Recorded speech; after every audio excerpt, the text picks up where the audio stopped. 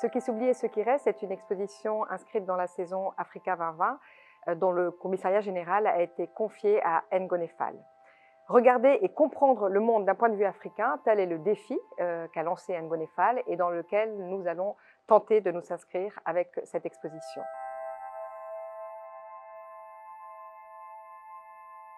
Comment nos histoires personnelles, familiales, continentales résonnent avec l'histoire du monde. J'ai tenté d'y répondre en proposant la thématique de la transmission parce que, qu'on soit né à Berlin, à Cotonou ou à Bangkok, on reçoit tous des valeurs, des croyances, des savoirs qu'on va à notre tour transmettre. Donc il m'a semblé opportun de partir d'un socle commun, donc d'une pratique inhérente à notre humanité. Donc Myriam Berrada a proposé de travailler sur cette notion de transmission et très vite nous nous sommes interrogés sur ce que signifiait la transmission aujourd'hui dans un monde des réseaux sociaux, de la communication en continu et que signifiait ce geste, cette passation, ce geste qui était destiné à confier à quelqu'un une mémoire ou des fragments de mémoire, mais aussi des savoirs, des savoir-faire, des traditions, des rites et également des objets. Que signifie et comment s'opère finalement la diffusion des connaissances et comment s'alimentent les pratiques au contact les unes des autres dans un monde de circulation et non seulement des hommes mais aussi des savoirs.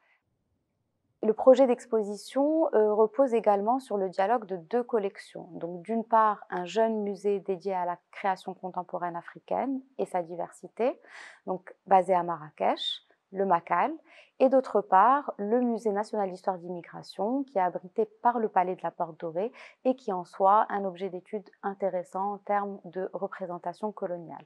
Donc l'exposition est un dialogue, une réponse, mais aussi une réponse spatiale contemporaine à l'imagerie du palais, et un certain nombre d'œuvres prennent pour appui, ou en tout cas pour objet, la question du bâtiment et du contexte.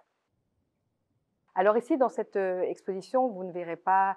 des données, des cartes, ni des statistiques, mais bien plus des propositions plastiques qui interrogent, qui questionnent, qui nous amèneront, je l'espère, à penser et voir autrement des œuvres à la fois poétiques, allégoriques, critiques pour certaines, engagées, en tous les cas des œuvres qui sont au cœur et qui se trouvent au cœur des débats contemporains. Alors, autant de questions qui finalement vont rythmer le parcours autour de trois idées forces qui ne vont pas forcément être matérialisées dans l'espace, mais qui vont se retrouver autour de cette transmission de mémoire, d'omission et de rupture et de nouvelles écritures, avec des œuvres, des médiums multiples, comme vous allez le voir, à la fois des pièces textiles, des peintures, des sculptures, des photographies, des vidéos, qui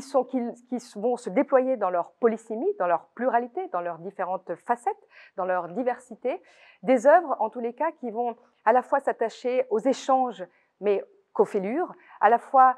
s'attacher à ce qui est partagé qu'à ce qui est omis, rendu invisible et silencieux, à ce qui s'oublie et à ce qui reste.